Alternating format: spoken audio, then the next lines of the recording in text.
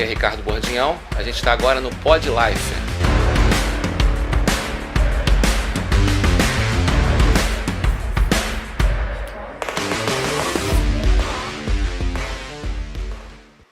Olá pessoal, aqui é Ricardo Bordinhão. A gente está agora no Pod Life, falando sobre um tema muito importante e que causa uma curiosidade muito grande entre as pessoas, que é o direito da família. Eu estou aqui com a doutora Sara, que é advogada, especialista em direito da família, e a Carolina Boente, que é psicóloga e que também vai abordar esse tema que é tão relevante para a sociedade de modo geral. A gente vai começar falando sobre o nosso patrocinador, né, que é o Master Capital. Eu vou ler aqui rapidamente um texto sobre esse patrocinador, né? É uma empresa voltada para auxiliar na busca de soluções para as necessidades individuais de cada cliente. Saiba que a partir de $250 por mês você pode investir com segurança em grandes marcas do mercado internacional e ao mesmo tempo constituir sua estabilidade futura.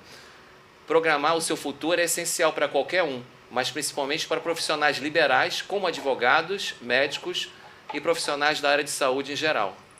Também eles atuam no estudo de recuperação tributária, auxiliando a empresa a ter sobra de caixa para investimentos. Procure o consultor, né? No caso aqui é o Jean Ferraz, um DDD 21 9808 89101. E quem fizer contato com a empresa Master Capital, utilizando o cupom PODLIFE2710, vai ganhar uma consultoria gratuita.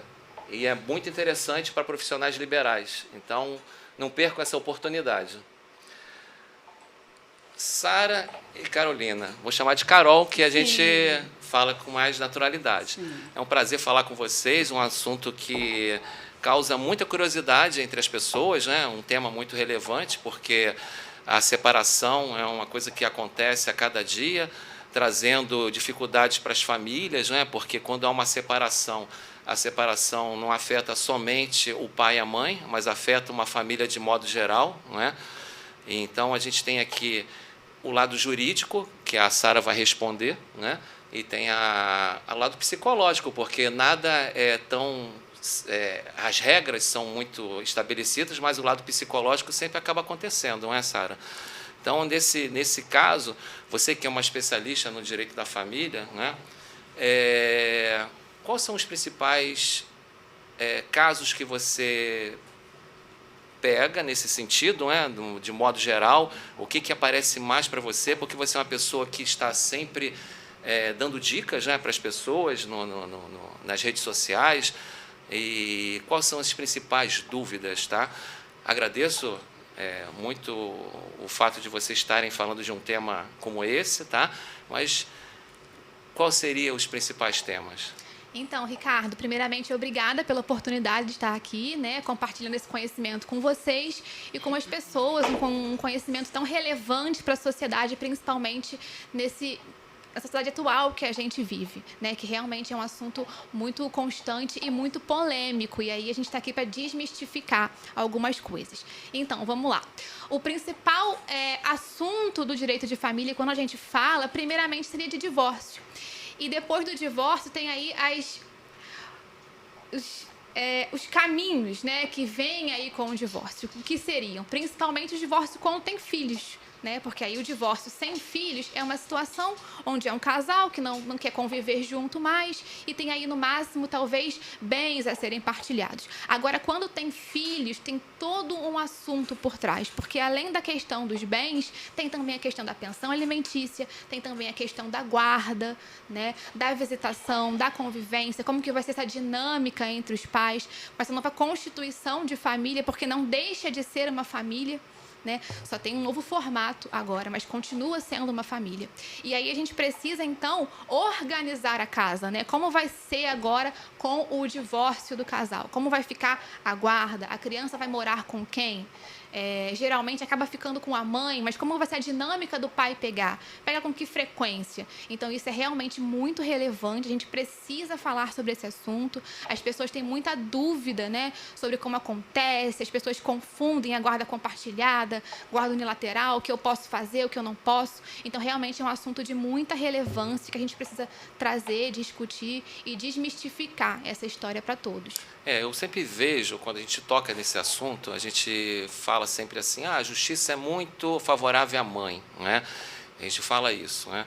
E geralmente isso causa até às vezes um desgaste emocional perante ao pai e às vezes até a família mesmo. Isso tem mudado, né? À medida que as leis vão sendo, por exemplo, os juízes vão dando direitos para cada pai, para cada mãe, isso vai sendo modificado, né? O que você vê com relação aos novos casos? O que tem aparecido mais para você? Realmente tem essa abordagem da mãe ter esse favorecimento, ou isso é uma coisa que não tem relevância e é uma coisa popular? Então, a lei, ela não dá nenhum tipo de preferência para pai ou mãe. Não tem preferência, tá? A lei diz que ambos têm o mesmo direito, os mesmos deveres, enfim. Mas, na prática, a gente vê, sim, uma tendência para o lado da mãe, no quesito de morar, a criança morar no dia a dia, de segunda a sexta, com a mãe. Até porque tem uma inclinação das próprias mães quererem mais também. Né? As próprias mães querem mais a rotina do dia a dia, né? A gente tem uma inclinação dos pais não quererem tanto esse cuidado diário. Tá? Então, o judiciário geralmente tem uma tendência a deixar a criança residindo com a mãe, e que não está falando de guarda, tá? Depois a gente pode falar sobre isso, sobre guarda unilateral, guarda compartilhada, sobre a diferença, mas tem sim uma questão, uma inclinação que não é da lei, a lei não fala, mas o judiciário tem sim uma inclinação para a criança morar com a mãe, o que não impede de forma nenhuma, de jeito nenhum, o direito de convivência. E é importante a gente falar que o direito de convivência não é um direito do pai, né? Às vezes a gente fala assim, o direito de convivência é do pai, o pai tem que conviver com o filho. Não, o filho também tem o direito de conviver com o pai. A convivência não é um direito só do pai para com o filho, é do filho para com o pai também. A criança tem o direito de crescer na presença do pai, de frequentar a residência do pai, a família paterna, passar aniversário, data festiva com o pai também. Então, isso é um direito da criança. A gente peca muito em achar que é o direito do pai, né? Porque às vezes é o pai que entra na justiça querendo a convivência, mas não, é um direito do filho. Isso é interessante para a criança. E, Carol, né? Nesse caso, por exemplo, uma separação é sempre constrangedora para a família, porque muda toda uma configuração de anos, né? Às vezes a criança está ali naquela convivência já de anos. Como que fica a cabeça dessa criança e dos pais perante uma situação de uma separação? Essa dificuldade da criança ficar, por exemplo, numa guarda compartilhada, fica uma semana com o pai, uma semana com a mãe. A cabeça da criança não fica confusa ou funciona bem? Oi, Ricardo, e agradeço aqui a oportunidade de falar essas questões familiares, onde que se apresentam muito no consultório. A maioria são questões familiares, desequilíbrio, desavenças, separações, divórcio, né? E sobre a tua pergunta, eu vejo que sempre a corda acaba arrebentando para o lado mais fraco, que é a criança, quando no divórcio, como ela falou, né? Quando não tem, é só o casal, resolve ali na justiça, tá tudo bem. Só que o filho, no caso, está no meio desse fogo cruzado, e geralmente as separações não terminam de uma maneira tranquila. Sempre tem um lado que vai achar que está mais prejudicado que o outro, né?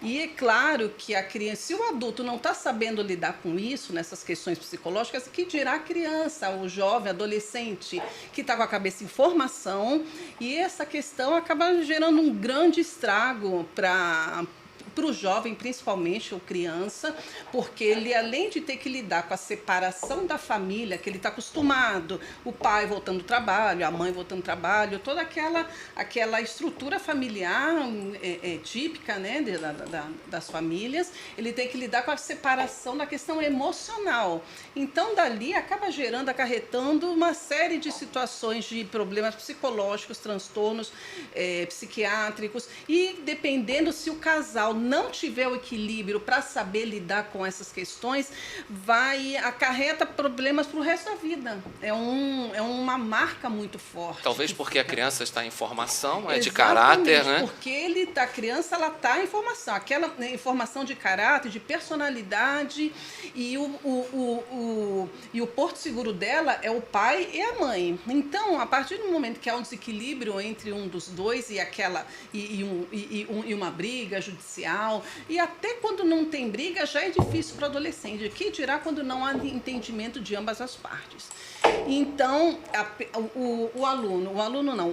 o jovem começa a ir mal na escola, porque reverbera em alguma coisa. Começa a ter comportamento agressivo, a falar coisa que não estava acostumado, não comumente não fala, usar palavras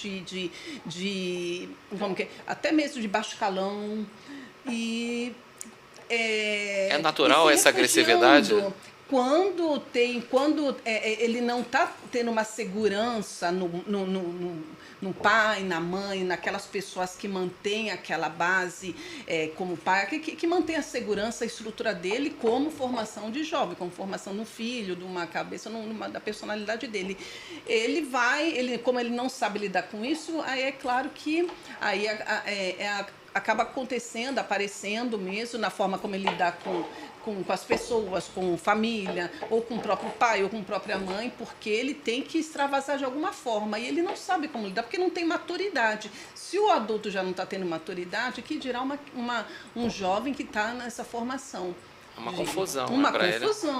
É uma confusão e causa um estrago muito grande e de difícil entendimento, porque geralmente os três não vão estar com o mesmo embalo. Se falar, olha, tem que acertar um atendimento psicológico para os três. Um dali não vai querer, porque um está sempre achando que está com a razão. Sim. É muito difícil ter esse entendimento de ambas as partes e saber que tem que focar no bem-estar da criança adolescente, que não pode, nada pode afetar a formação, né? A doutora aqui, ela sabe, né, obviamente mais que eu, que está no Estatuto da Criança e do Adolescente manter aquela doutrina do bem-estar do menor. É obrigação do pai e da mãe. Melhor interesse da criança, né? Isso. A lei fala muito sobre isso. Nesse caso, Sara, uma coisa como essa, por exemplo, o pai e a mãe, um atrito muito grande, né? E a criança completamente perdida numa situação onde ela não sabe se ela vai inclinar para o pai, vai inclinar para a mãe. O que geralmente acontece nesses casos, o juiz, ele consegue perceber essa dificuldade? Como é que é feito quando acontece isso? Qual seria? O judiciário conta com ferramentas, né? E uma das principais ferramentas é o estudo psicossocial, que tem um profissional que vai ouvir todas as partes, né? Precisa ser ouvido pai, mãe, criança, pessoas ali daquele núcleo familiar, para o juiz tentar entender mais ou menos o que está acontecendo. Tomando muito cuidado sempre com a alienação parental, que é um crime, né? Tem a lei de alienação parental que prevê, que proíbe essa conduta, que inclusive é uma conduta muito prejudicial também para a criança. Né? Inclusive, eu posso até explicar como funciona, né? Quais são as posturas condenadas pela lei, o que pode acontecer, que a lei pode realmente condenar por essa postura criminosa, né? Porque é um crime. Né? Quando a gente fala de alienação parental, por exemplo, tem algumas posturas que são as principais. Por exemplo, omitir o endereço de onde a criança mora. Isso não pode. Ambos os pais precisam saber onde a criança mora, ter acesso ali ao domicílio, saber onde é. A escola, os pais precisam saber ambos onde a criança estuda, até para que possam ir buscar informação na secretaria sobre datas festivas, reuniões, boletim, né? O pai precisa ter esse acesso à escola. De forma alguma, falar mal, que é o que a gente estava falando agora, né? Sim. Porque seu pai é isso, sua mãe é aquilo. Eu sei que em alguns casos talvez realmente seja, mas a criança, ela percebe com o tempo, né, gente? As fichas vão caindo. Ela tem que estar isenta da guerra ali que está sendo travada pelo casal, né? Só que muitas vezes, como eu já cortando aqui a doutora, a criança acaba sendo um instrumento de vingança. Exatamente. Daquele que se sente da parte mais fraca. Sim. Usa o filho para condenar o filho. Outro. E esquece que ali é uma vida, é o seu próprio filho, só que é o jeito que a pessoa encontra de atingir o outro ou a outra. Porque independente do que aconteceu entre o casal, sim, eles são pais, né? Para sempre, pra sempre. É um elo eterno. E não pode influenciar, na minha opinião, né, como uma pessoa leiga, né, nesse assunto, eu acho que a criança ela fica confusa, né? Sim, entendeu? tá? Porque acaba abalando o psicológico dessa criança, queira ou não abala, não tem como, porque aquela criança está acostumada com uma mãe o tempo todo ali, sendo porto seguro, ou com um pai, independente de quem tá praticando essa alienação parental. Ela está acostumada com aquela questão segura e acaba sofrendo ataques, porque, vamos supor, no caso um pai ou uma mãe começa a querer minar a consciência do jovem, desmoralizando o outro genitor, inventando falsas memórias, colocando falsas memórias, e de tanta aquela insistência de falsas memórias, que chega uma época da vida do jovem, ele realmente acredita que aquilo aconteceu, que aquilo é uma realidade. É seríssimo isso, porque as acusações podem ser tão graves de abuso sexual, violência, desmoralização, diminuindo o pai ou a mãe do tempo que conviveu. Então, e como só a pessoa que está com a guarda da criança praticar um ato desse, que é um ato covarde mesmo, né? Porque o jovem, ele acredita no que a mãe fala, acredita no que o pai fala, e com questões assim, quando é o pai também, ficar falando mal para a criança se sentir insegura em casa, porque sua mãe casou de novo, olha lá, aquele homem lá nunca vai ser teu pai, ele é mau. Então, gera muito medo. Aí vem essas questões psicológicas que o adolescente, já naturalmente, com essa explosão hormonal, eles já não sabem lidar com o que está acontecendo com eles.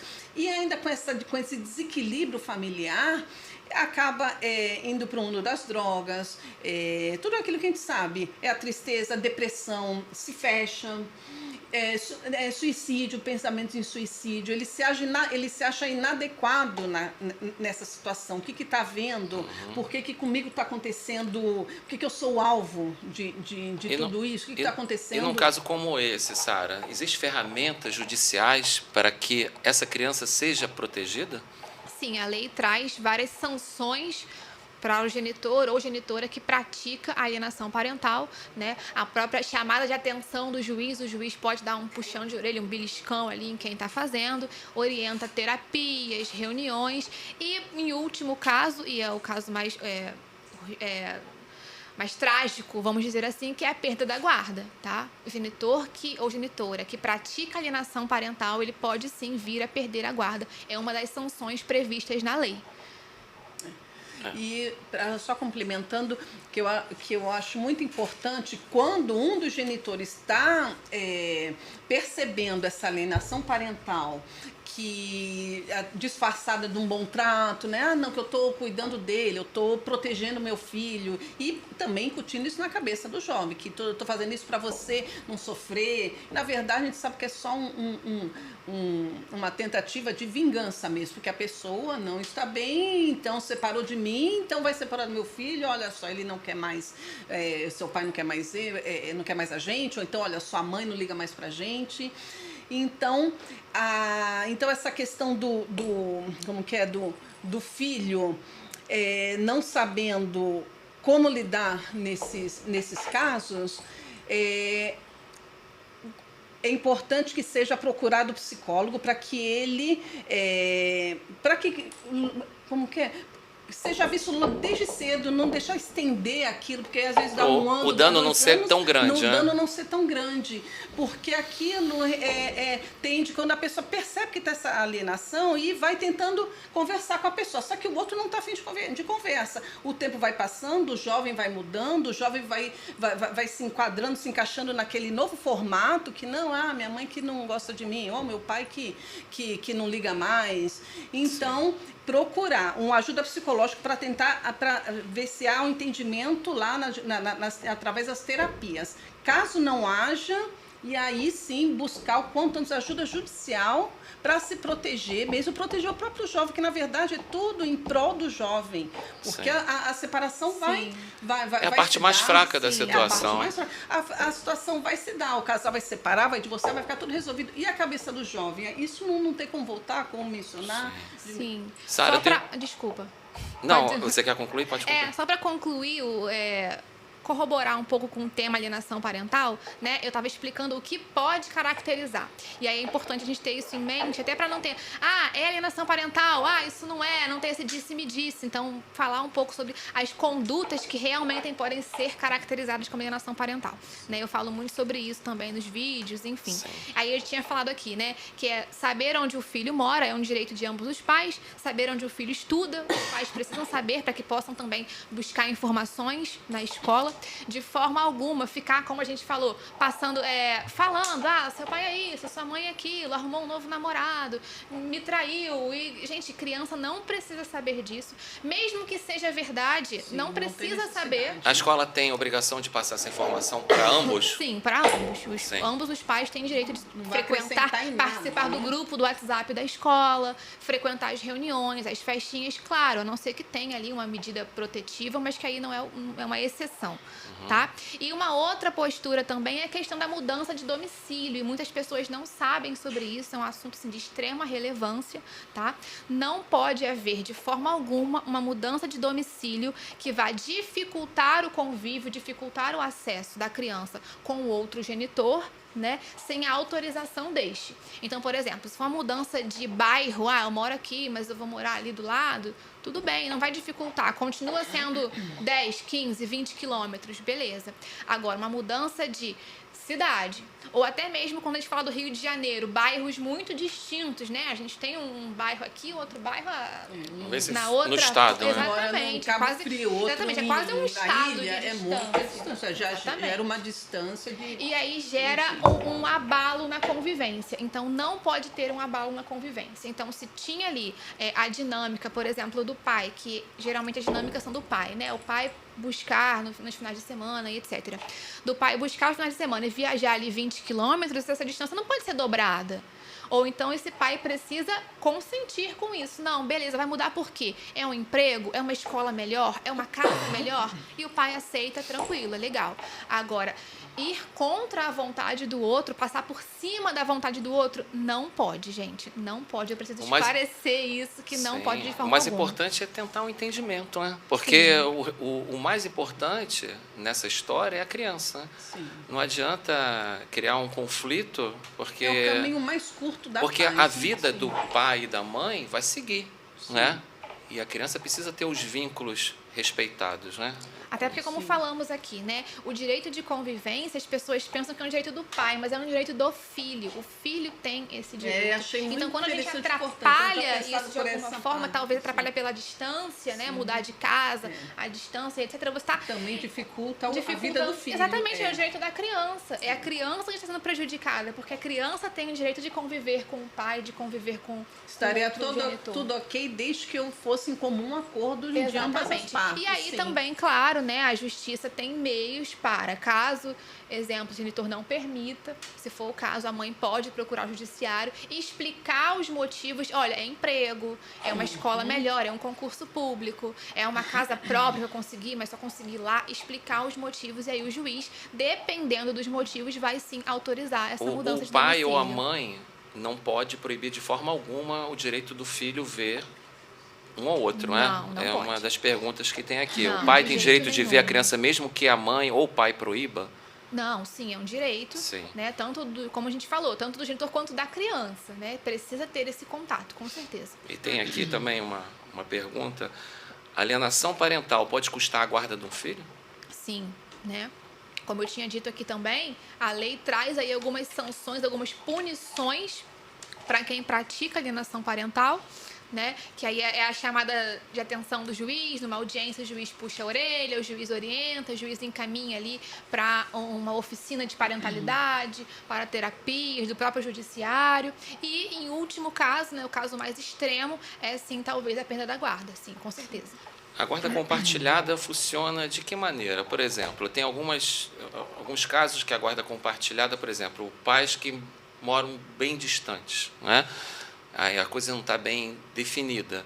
Como que funciona a guarda compartilhada nesses casos? É possível ter uma guarda compartilhada morando em estados tão distantes? Sim, com certeza é possível. O que acontece é que as pessoas confundem o que é a guarda compartilhada, né? As pessoas pensam que é ficar 15 dias com o pai, 15 dias com a mãe, ou uma semana com o pai e uma semana com a mãe. E não é assim que funciona.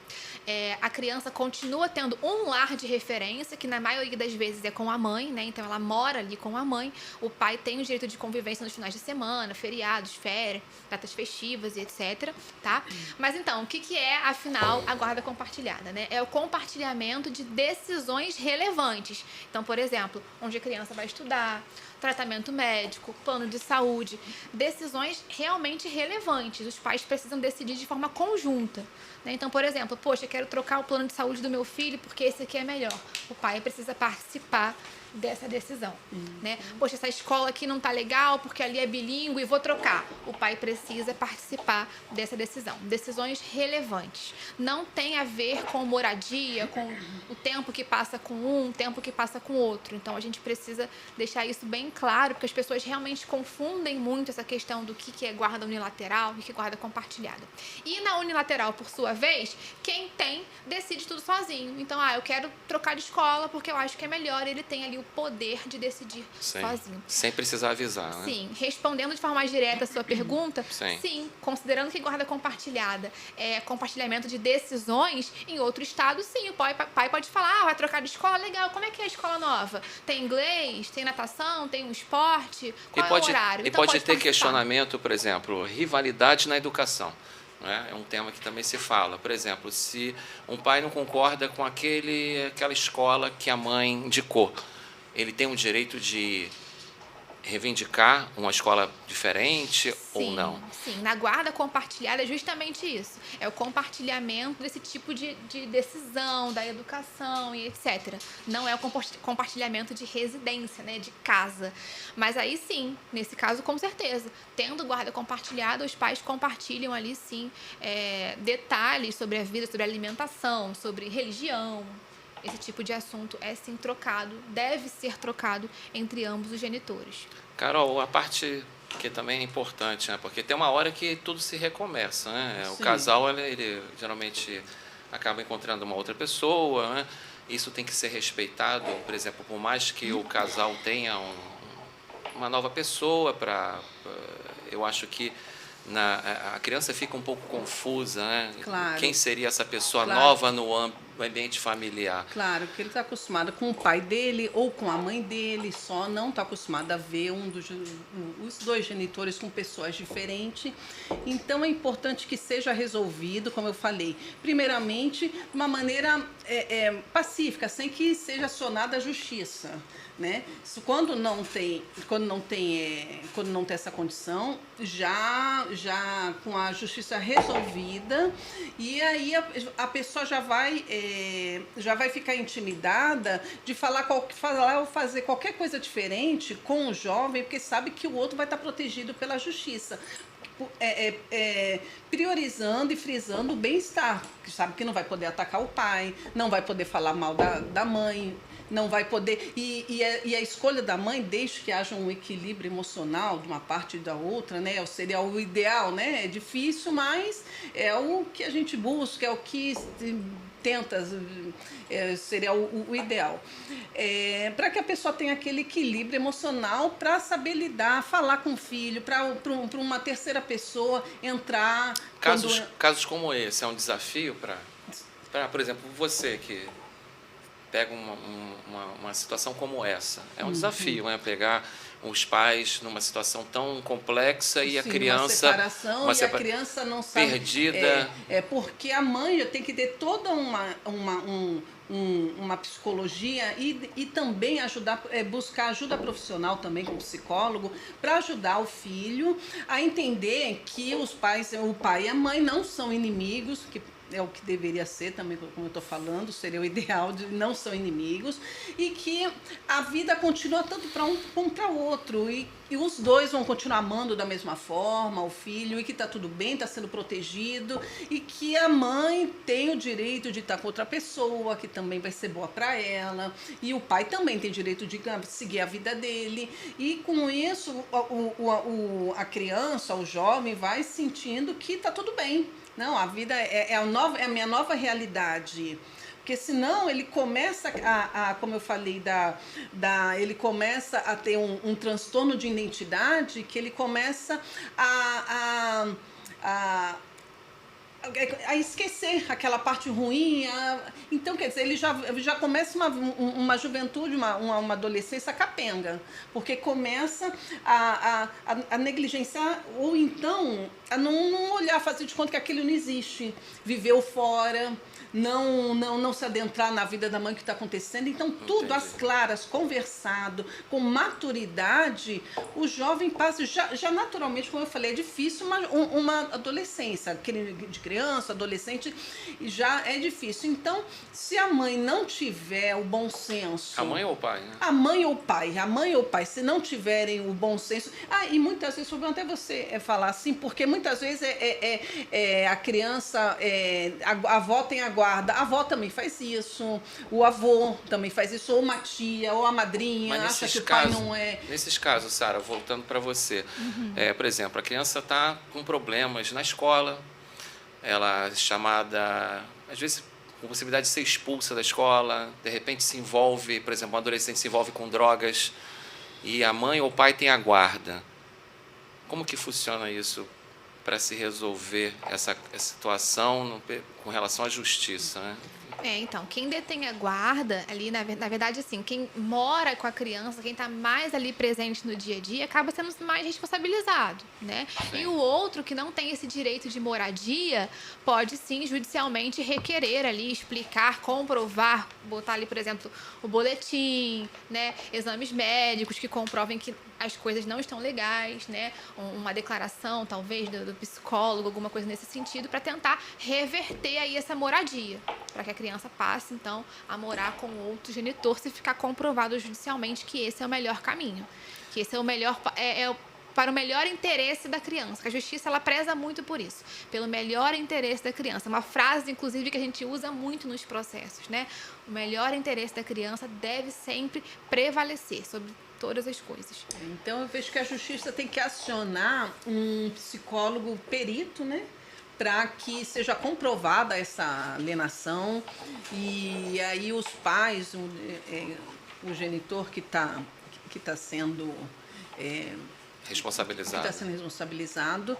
Então, dali ele já tem as provas, com certeza, já vai ter as provas pelo WhatsApp, conversas telefônicas, para saber que a pessoa que a pessoa não tem limite, né? Não pode se ultrapassar ou fazer aquilo a bel prazer, porque tem uma criança envolvida, e a criança tem que ser preservada o tempo todo. O tempo todo é pelo bem-estar físico, mental da criança. Sim. E do jovem. Sara, como é que funciona num caso, por exemplo, assim que o cliente chega para você, ou o pai ou a mãe, né?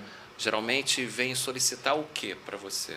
Vem, nesse caso, por exemplo, separou, como que funciona? Geralmente é o divórcio com as suas vertentes, né? O divórcio, ali, a partir do divórcio, tem a questão dos bens, que é uma questão também que as pessoas costumam brigar muito. Sim. E, às vezes, a briga dos bens acarreta todo um efeito dominó de brigas que impacta ali no filho, né? Sim. Então, assim, é o divórcio, em consequência, logo abaixo, né? Uma das ramificações do divórcio. A partilha dos bens, a guarda dos filhos, a convivência, como é que vai ser a dinâmica, e a pensão alimentícia, que também é motivo de muita contenda, de muita briga. E assim, quando a pessoa chega, seja o homem ou a mulher, a primeira pergunta que eu faço: já conversaram? Ambos estão de acordo? Até porque é importante a gente tratar também que o divórcio consensual, né, quando os dois assinam de acordo, os dois estão de acordo, ele é muito mais fácil, ele é muito mais rápido, ele é muito mais barato tanto as custas judiciais a se menos pagar para a justiça, né? para todos. Para todo mundo. Para todo mundo. Sim. Quanto os honorários do advogado é mais barato, porque é mais fácil, então o Sim. advogado vai cobrar menos por ser um processo mais simples. Sim. Então, assim, é melhor em todos os aspectos, emocional, psicológico, financeiro, burocrático, né? Então, eu sempre pergunto isso. Conversaram? Tem acordo? Tem bens a serem partilhados? Tem filhos? Já conversaram sobre como vai ser a dinâmica dos filhos? A visitação do pai ou da mãe está relacionada à pensão? Não. Eu falei isso ontem, inclusive, com uma pessoa que chegou me perguntando isso. Não, eu costumo falar que pensão não é passe para que o pai pague para ter acesso ao filho. Não é ingresso. Tem que pagar a pensão para chegar até o meu filho. Não. Você sabe... Pode falar. Que eu tenho eu conheço uma situação, tenho um caso... É exatamente isso. No caso, foi uma mãe que fez uma alienação parental quando o filho tinha 9 anos, por aí. E desde que separou, o pai nunca mais conseguiu ver a criança. Mas ele nunca ficou isento de pagar toda a pensão até os 21 anos, que eu acho que é a faculdade, né, que tem que ser. E ele falava para mim, Carol, botava presentinho, mandava recado, WhatsApp, tudo, nunca foi. E essa pessoa cresceu, essa criança cresceu, e só que ficou uma situação, não vou dizer que irreversível, mas de muito difícil para se trabalhar, porque o estrago já estava feito naquele caso, que a criança foi bombardeada o tempo todo. Não, ele entrou com ação na casa, só que buscou a ajuda da justiça, só que quando falou, então tá, a vontade da criança vai ser feita, mas a criança já não queria mais. E ele insistiu, e até adulto ele continua insistindo, porque acho que tem já é maior de idade, já formou também na faculdade, mas para ver a gravidade que mesmo a criança, depois que torna adulto, porque tem as falsas memórias como eu citei. A criança aqui. É obrigada a visitar o pai mesmo não querendo, ou visitar a mãe mesmo não querendo? Então, se tiver uma decisão judicial estabelecendo aquele convívio, a criança precisa ir. Se a criança está chorando muito, fazendo um escândalo, é interessante a gente entender o porquê, né? Sim. Levar um profissional, um psicólogo, entender o que está acontecendo. Porque geralmente tem alguma coisa chorando. Que se a criança porque ela não viu, quer, porque ela foi agredida, ela viu alguma situação, porque ela ouviu alguma situação. Porque gera muito medo, né? Na criança, ela tá com medo, porque é uma situação que ela não sabe lidar. Aquela pessoa que ela confiava já tá sendo bombardeada. Olha, ele fez isso, olha, ela fez aquilo. Então, ele fica sem o porto seguro dele, que é, no mínimo, confiar num pai, confiar numa mãe. E ainda tem a questão da traição, né? Que ele vai achar, o jovem, adolescente, criança, vai achar que está sendo traído. Poxa, eu confiava tanto nele, olha só tudo que ele fez para mim, eu era bebezinho, porque ele confia na mãe. Ou então, se for ao contrário, também. E o que acontece? Quebra esse elo de confiança a partir do momento que ele lida com isso, né? E também tem a questão que eu ia falar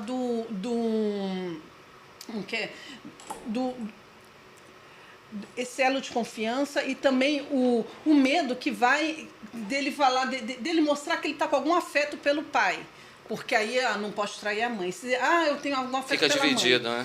Eu não posso falar que senão minha mãe vai achar ruim. Se eu falar que eu gosto do meu pai. Eu não posso falar pro meu pai que eu gosto da minha mãe, que senão... Isso é uma coisa muito comum até. Muito comum, de ficar dividindo a criança ao meio, que ela tem fazendo ela conscientemente, partido, né, de alguma forma. Inconscientemente, e muitas vezes conscientemente, até que é muito grave, quando a criança não pode falar bem do pai, não pode falar bem da mãe. Não pode falar que foi legal no final de semana. Não pode falar que foi legal, é muito grave isso. Aí a criança vai se fechando, vai entronizando toda aquela guerra, e depois, na melhor das hipóteses, se for para um psicólogo, aí é o trabalho de refazer essas memórias, de desfazer todo aquela imagem complicada. Mas até aí, daqui que as pessoas vejam, se dêem conta, porque até então a prioridade é resolver a pensão, resolver o divórcio, e a criança, quem é que vai resolver? Que momento que vai resolver? Né? Aí quando vê que, olha, realmente ele não está indo bem na escola, realmente ela está com raiva de tudo, olha, ela só vive trancada no quarto. Mas muito se fala, até perdi perguntar a Sara. Muito se fala que a criança com uma certa idade, fala que com 14, 13 anos, ela pode decidir de maneira muito intensa com relação ao que ela deve fazer. É assim mesmo? Não, então, realmente, as pessoas pensam, com 12 anos a criança escolhe. Inclusive, isso acaba virando assunto de discussão entre os pais, né? Agora ele quer ficar com você, mas espera só quando ter 12 anos, eu vou pra justiça e eu vou pegar a guarda. Inclusive, isso é motivo de muita briga, né? E aí, muitas pessoas chegam até mim realmente perguntando isso. Sara, quando meu filho fizer 12 anos, 13, 14, ele pode escolher, ele pode não querer mais ficar comigo e ir morar com outro? Isso pode acontecer? E não, gente, não pode acontecer. A criança, na verdade, ela é ouvida, ela pode ser ouvida, é interessante ouvir a criança, até pequenininho mesmo, tá? Adolescente, eles podem e devem, e é interessante ouvir as crianças, mas não é determinante para escolher com quem vai ficar. Até porque a lei também entende que a criança, ela não tem discernimento de saber o que é melhor para ela. Muitas das vezes a criança ela vai escolher ficar onde ela acha que é mais legal, Sim. Onde ela come mais chocolate, onde ela se diverte mais, onde é mais legal, oba-oba, né? Sim. Então, é uma questão que se fala muito, né? Porque fala assim, a criança ela decide, não é bem assim, não, até não. porque ela não está preparada psicologicamente para Exatamente. definir, porque às vezes o próprio pai ou a própria mãe cria situações para comprar, para favorecer a criança, mas né? no dia a dia não é assim, né? De segunda a sexta ele vai para escola, não é bem assim que acontece. É claro que a criança malandramente vai ficar onde ela tem, onde quem mais está vantagem, querendo conquistar, porque ela pensa que vai ter pizza ela. todo dia. Porque lá na casa da minha mãe tem, eu vou ter tudo. Lá na casa do meu pai é tão chato, não tem videogame. Exatamente. Então isso assim, aí a lei já sabe sobre isso, né? O juiz, o judiciário já entende que a criança tem uma tendência de querer ir para onde ela acha que é mais legal, onde é mais legal, conveniente. onde não é cobrada. Exatamente, onde ela pode dormir tarde, jogar videogame. Então, assim, pode ser ouvida, deve ser ouvida, é interessante sim, muitas das vezes as crianças levam assuntos sérios, né, realmente de agressão, de violência, isso deve realmente ser ouvido, mas o juiz não vai considerar aquilo ali como uma verdade absoluta. Quer ficar com o pai, vai morar com o pai. Quer ficar com a mãe, vai morar com a mãe. Não, ela é ouvida, mas não é determinante, não é aquilo que vai fazer a diferença no processo no final. Entendi, mas o que você mais vê nesses casos é o quê? O juiz, ele acaba pedindo uma avaliação psicológica, ou ele toma uma decisão baseada no que ele está vendo no processo? Como... O processo é prova, né? Então a gente trabalha muito com prova. Sempre eu falo assim, manda e-mail, manda WhatsApp, escreve, né? Deixa sempre por escrito. Deixar tudo registrado, porque processo né? é prova. Vale, Então, assim, tira tira ver que foto. a pessoa procurou, Exatamente, tentou exatamente. o diálogo, a conversa. Entendi. Exatamente. Eu tenho uma cliente, inclusive, que ela precisa fazer ligações diárias, né? O pai tem acesso a ligar para o filho todos os dias. E quando o pai não atende, eu oriento, você vai mandar um e-mail dizendo que você ligou, ou seja, você cumpriu a sua parte no horário de ligar. Você ligou, você fez a chamada de vídeo, ele não atendeu. Tem que ficar registrado, o processo é prova, né? Então ela faz isso todos os dias, a orientação é essa, tem que registrar, tá? Então se tem assim, o pai vai buscar sexta-feira às 18 horas, chegou na casa, bateu, esperou ali meia hora, não tem ninguém, manda um e-mail registrando. Tem que registrar, processo é prova, tá? Então o juiz ele vai trabalhar com as provas que estão ali no processo, e-mails, fotografias, WhatsApp, né, prints. É utilizado printing, sim. Claro que a gente tem que tomar cuidado com edições e etc, mas tem alguns mecanismos, né, da gente ter um print ali mais seguro possível, né? E tem também, claro, o estudo psicossocial, né, feito pelo psicólogo do judiciário, perito, que vai ouvir todas as partes, criança, pai, mãe, avós, muitas das vezes. Então, esses são os principais mecanismos, né, de produção de prova do próprio judiciário. Quando, por exemplo, ou o pai ou a mãe tem a medida protetiva, né? Isso dificulta mais ainda a relação familiar, né? No sentido de resolver as coisas. Como que a justiça resolve uma questão dessa? Então, quando tem medida protetiva, o afastamento é completo. No caso, a gente está pensando aí nos genitores, né? O homem, por exemplo, não pode ter contato nenhum com a mulher, nenhum. É ou zerado. vice-versa. Ou vice-versa. Mas aí, quando tem um filho envolvido, a gente precisa envolver também uma terceira pessoa. Então, talvez uma madrinha, uma tia, uma avó, um amigo, alguém que faça essa ponte. E isso realmente dificulta muito na prática, porque você vai ter que envolver uma pessoa que não tem nada a ver. Você vai ter que contar a sua intimidade para aquela pessoa. Olha, eu tô com um problema assim, tem como você fazer essa ponte, falar com ela, falar comigo? E isso na prática é muito difícil, porque você vai estar dando uma responsabilidade para outra pessoa. A pessoa às vezes não quer, não quer se envolver. Né? Você vai ter que abrir uma intimidade da sua vida.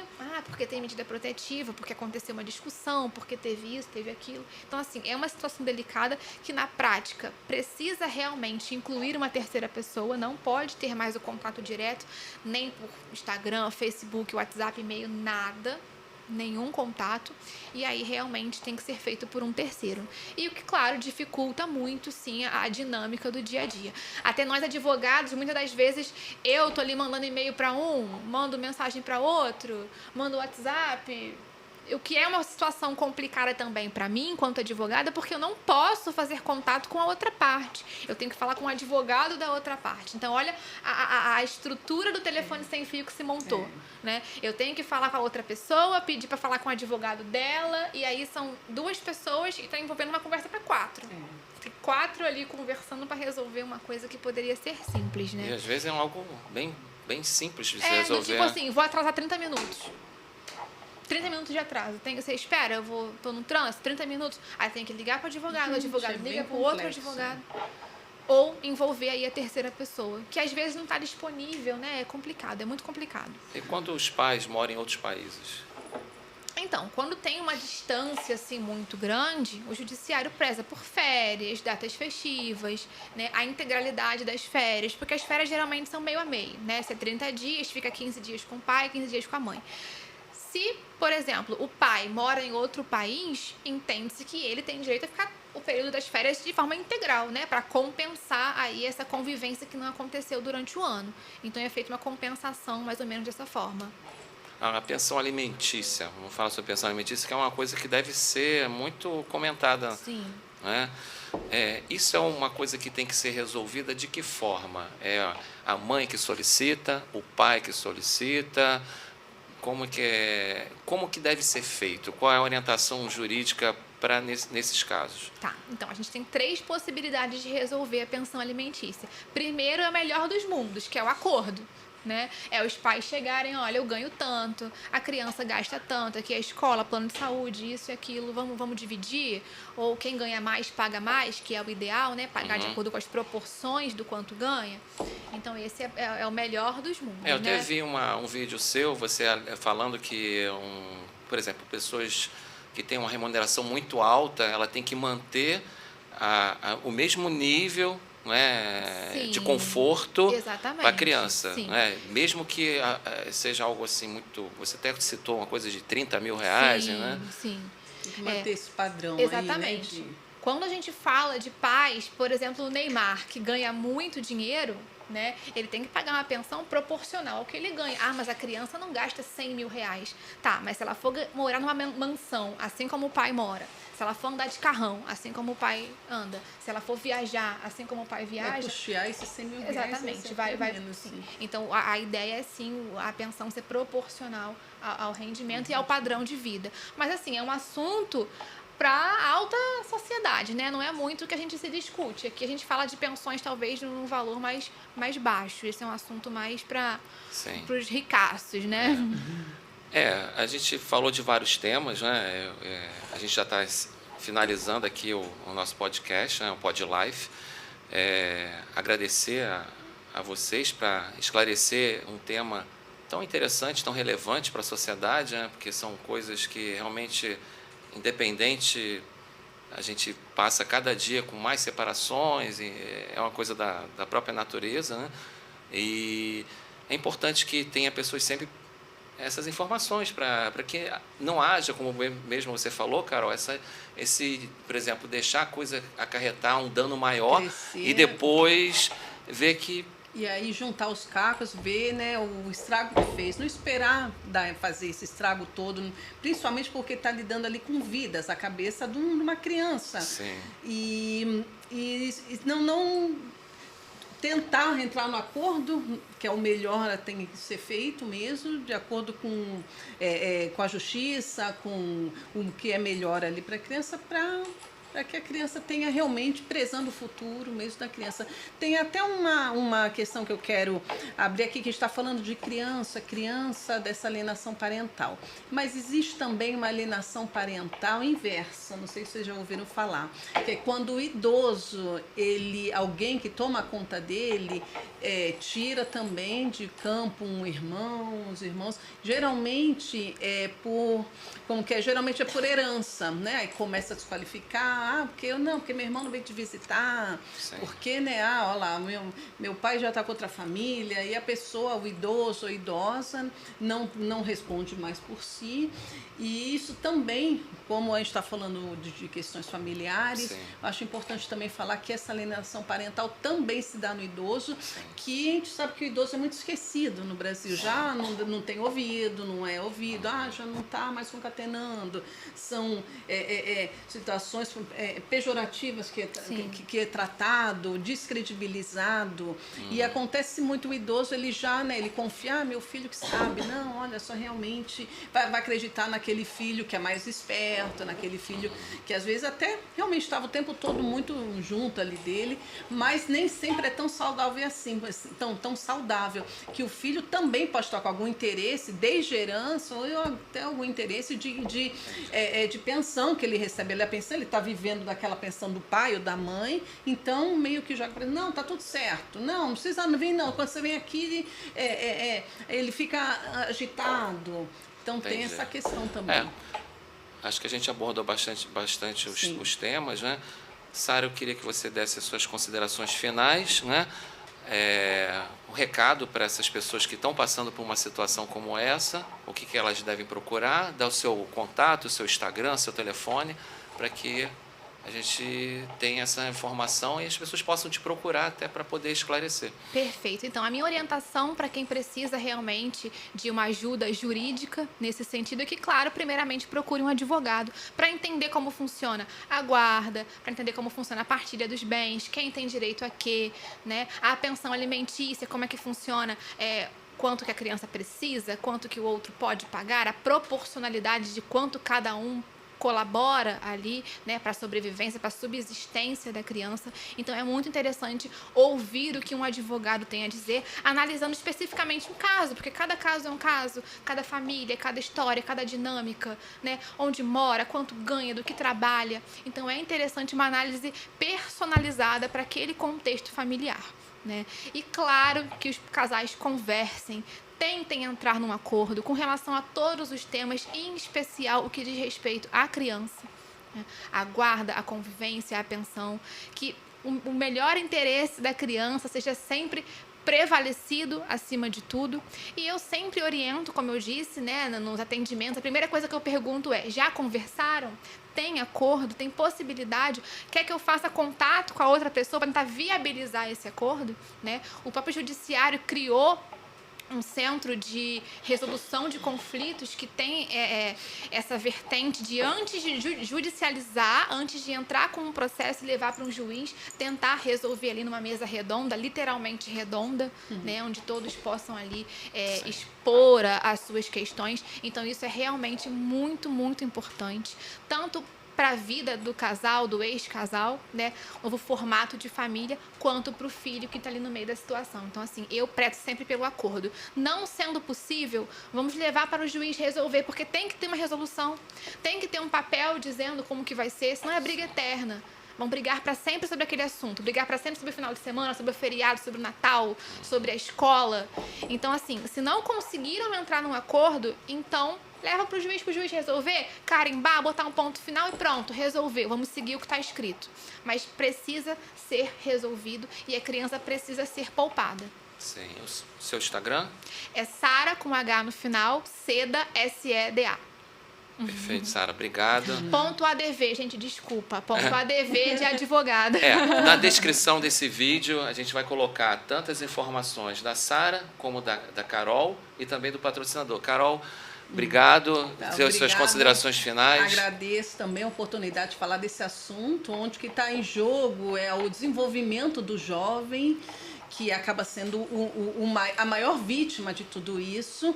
E pais e mães, pensem na criança sempre. O problema seu com a esposa, com o marido, seja lá com quem for, só diz respeito a vocês dois. E não, a criança não pode ser alvo e muito menos instrumento de vingança, porque aí é muita covardia com a pessoa. Seu Instagram? Meu Instagram é Carol Boente, tudo junto, Carol Boente. Ah, perfeito. Eu agradeço a todas as pessoas que assistiram, né? Não esqueça de assinar o canal Pod Life, vão ter entrevistas super interessantes. Agradecer a Master Capital por ter proporcionado esse apoio para esse podcast.